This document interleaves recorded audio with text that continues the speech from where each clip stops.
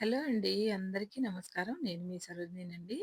ఇలా మనం పూజ చేసుకున్నప్పుడు ఎప్పుడు కూడా మంచి ధూపం ఇచ్చి, ఆ ధూపంలో కాస్త మీరు దశాంగం కానీ, అందులో జవ్వాది కానీ వేస్తే మంచిగా పరిమళం ఉంటుంది.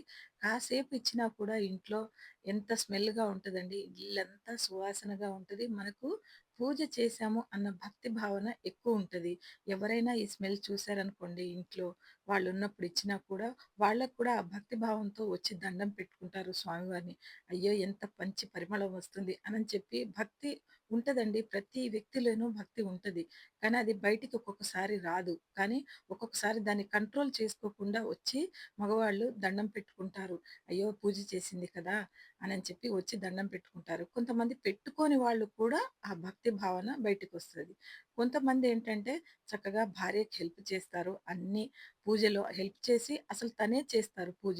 మగవాళ్ళు చేస్తే చాలా మంచిదంటండి. ఎప్పుడూ కూడా మగవాళ్ళు చేయటానికి ఇంట్లో ట్రై చేయండి. ఎందుకంటే ఆడవాళ్ళు రకరకాల ప్రాబ్లమ్స్‌తో ఉంటారు. వాళ్ళకి కాస్త హెల్ప్ చేస్తే మంచిదేమో కాస్త ఆలోచించండి. మన ఇల్లు, వాకిలి, పాపలు అందరూ మంచిగా ఉంటారు అని తెలిస్తే మన ఇంట్లో మగవాళ్ళు ఎందుకు చేయరండి? ఎందుకంటే కొంతమందికి అలవాటు ఉండదండి. కొంతమంది అలవాటు చేసుకోవాలని కూడా అనుకోరు. అదేదో పూజ చేస్తుందంటే ఆడోళ్ళలాగా పూజ చేస్తున్నావేంట్రా అని అనుకుంటారు.